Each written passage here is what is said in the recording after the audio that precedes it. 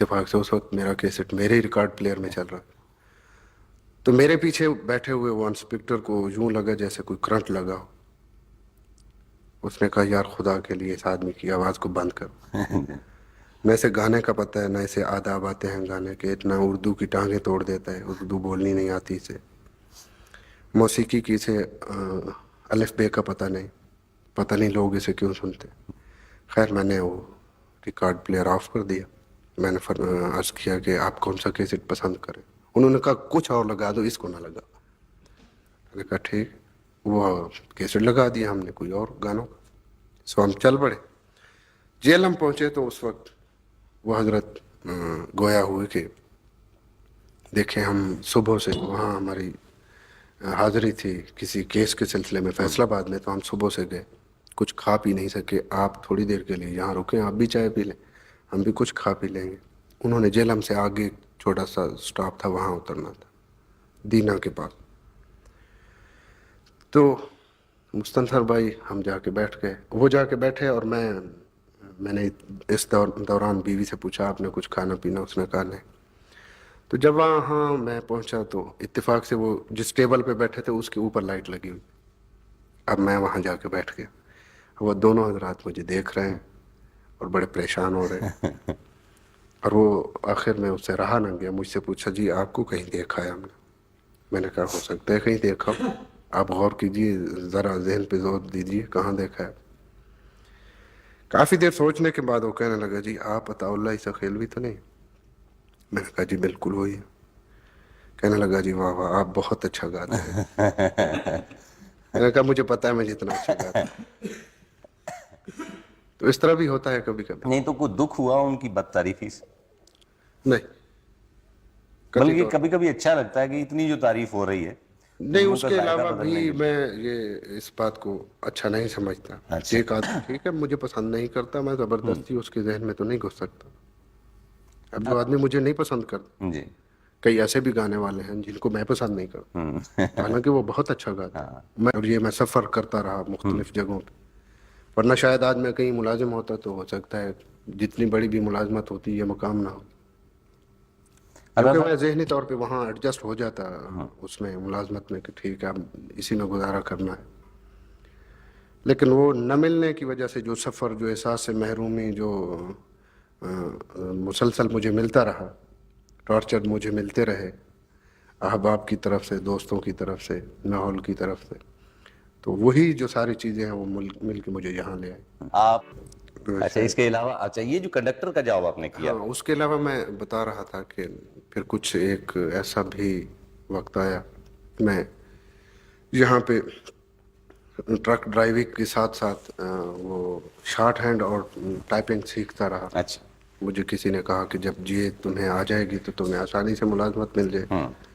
सिफारिश भी नहीं थी, क्योंकि अपने जो फैमिली के मेंबर जो आला ओहदों पे थे वो तो वैसे ही मुझसे नफरत करते, तो उनकी सिफारिश का तो कोई सवाल ही पैदा नहीं होता कि मुझे कहीं सिफारिश दिला के मुलाजिम कराते। तो अपने तौर पे मैं जो कुछ कर सकता था, तो वो मैंने टाइपिंग और शॉर्ट हैंड भी सीखने की कोशिश की। वहाँ एक यहाँ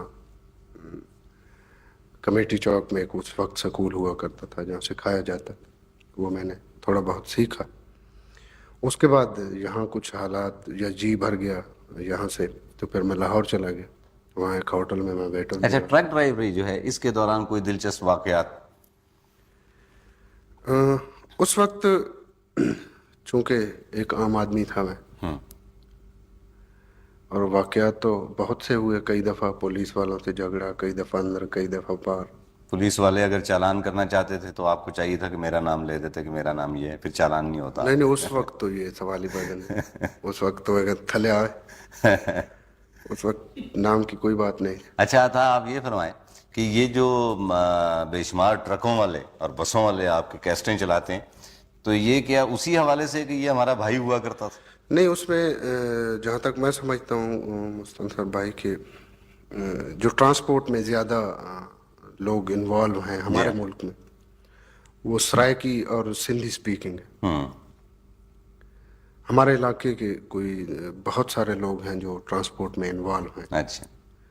और इस वजह से भी मैं समझता हूँ कि ट्रकों में ज़्यादा कैसेट चला मेरा। मतलब ये अपने भाइयों को आप मुफ्त तो नहीं देते? नहीं, उस वक्त मैं इस पोजीशन में था ही नहीं कि किसी को मुफ्त प्रोवाइड करता। ये तो सारी मेरे जो वो लोग जो मुझसे जेलस होते हैं वो ऐसी बातें करते हैं, वरना इस पोजीशन में मुझे तो अपनी रोटी की फिक्र हुआ होती। अच्छा, तो अब उस वो वक्त एक 25-30 रुपए का कैसेट मिलता था। ये मैं 78 की बात कर रहा हूँ, 78 में। अच्छा, उसके बाद आप लाहौर चले गए? हाँ जी, मैं लाहौर आया, फिर वहाँ होटल में एक लिबर्टी मार्केट में एक छोटा सा अंडरग्राउंड होटल था, वहाँ मैं एज ए वेटर वहाँ काम किया मैंने।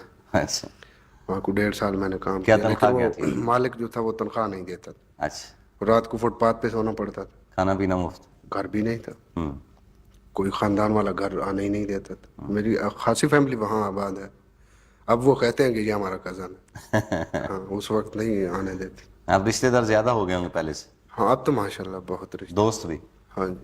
अच्छा, वो जब आप वेटर थे तो कोई टिप वगैरह भी लोग देते थे? वो टिप पे गुजारा करता था ना, मैं अर्ज किया कि वो मालिक जो था तनख्वाह नहीं देते। तो 1.5 उनको साल वो इसी पे खाता रहा कि बस अभी देते हो, तो अभी क्या देते चीजें, क्या बेचते क्या थे वो? हो। उस होटल में वो रेस्टोरेंट कह लीजिए, जी। स्नैक्स वगैरह, चाय वगैरह, कोल्ड ड्रिंक्स थे उस वक्त। अच्छा, हाँ, वो हम सर्व करते थे। ग्राहकों को गाना तो नहीं सुनाया करते थे आप? वहाँ शाम वो जो वहाँ उस होटल में मुलाजमत करने की ये ख़ास वजह ये थी कि वहाँ शाम को एक 7 और 8 बजे के दरमियान एक वहाँ म्यूज़िक का प्रोग्राम हुआ करता था, अच्छा, लोगों को जो कस्टमर थे उनको एंजॉय करवाने के लिए। अच्छा, तो मैं इस उससे कि चले कुछ नहीं मिलता तो हो सकता है यहाँ रह के मैं कुछ सीख ही सकूँ। वो ड्रम प्लेयर वहाँ आते थे और अकार्डियन बजाने वाले कुछ लोग थे कुछ। अच्छा, उस होटल का नाम आपको याद? उस वक्त उसका नाम सलसबील रेस्टोरेंट था। वो अगर आप लिबर्टी में वस्त में जाए, अच्छा, उधर से भी उधर से दरमियान में, तो अंडरग्राउंड था वहाँ। अब कभी जाने का इत्तेफाक हुआ? अब तो चूंकि मैं लाहौर में रहता हूँ तो अक्सर वहाँ जाना होता है, लेकिन अब वो होटल नहीं है। अच्छा, वो होटल। हाँ, वो मेरा ख्याल है, जहाँ तक मैंने सुना है कि हमारे बाद ही वो ख़त्म हो गए। बस आपके साथ उन्होंने अच्छा सलूक नहीं किया? पता नहीं अब मेरी वजह से या किसी और की वजह से। अच्छा, उसके बाद आपने क्या किया? उसके बाद मैं एक जगह फैसलाबाद में मैंने अप्लाई किया, उसमें हबीब बैंक में। किसमें? हबीब बैंक में, अच्छा, कि मुझे कोई जॉब मिल जाए। जी, तो उस वक्त मेरी तालीम एफ.ए. थी और उस वक्त जो असिस्टेंट कमिश्नर थे फैसलाबाद के, वो मेरे कज़न थे। तो मैं उनके पास गया, रोया पीटा कि मुझे आप यहाँ कोई मुलाजमत दिला दें।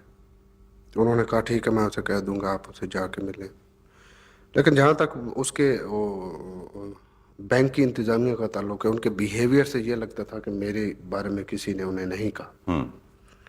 तो उन्होंने कहा जी हम आपको एज ए पीएन यहाँ रख लेते हैं, तो जब आपकी कुछ थोड़ी बहुत सर्विस हो जाएगी तो हम आपको क्लरिकल जॉब दे देंगे। मैंने कहा आप कुछ भी दें, मैं करने के लिए तैयार हूँ। तो उन्होंने कहा कि आप इसके अलावा क्या कर सकते हैं। मैंने कहा कि मैं अच्छा इलेक्ट्रीशियन भी हूँ, अच्छा, ये बिजली की जब भी वायरिंग, हैं आप? हाँ जी, अच्छा, वायरिंग भी मैं करता रहा, अच्छा, तो मैं वो कर लेता हूँ। उन्होंने, एक साहब ने कहा अच्छा हम आपको इस मेरा क्वालिटी, ख्याल है आपकी गायकी में करंट इसी वजह से कि आप इलेक्ट्रीशियन भी अच्छे हैं। अभी और बड़े सारे करंट हैं। तो लेकिन वो मुझे वहाँ भी जॉब न मिल सकी, इसलिए शायद मैं यही समझता हूँ कि कुछ सिफारिश को अप्रोच नहीं थी उस वक्त। और ये अल्लाह का एहसान है कि मैं उस वक्त मुलाजिम नहीं हुआ, मुलाजमत नहीं मिली, और ये मैं सफ़र करता रहा मुख्तलिफ जगहों पे।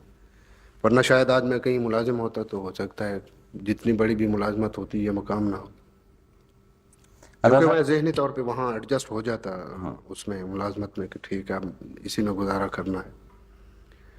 लेकिन वो न मिलने की वजह से जो सफ़र, जो एहसास से महरूमी जो मुसलसल मुझे मिलता रहा, टॉर्चर मुझे मिलते रहे अहबाब की तरफ से, दोस्तों की तरफ से, माहौल की तरफ से, तो वही जो सारी चीज़ें हैं वो मिल के मुझे यहाँ ले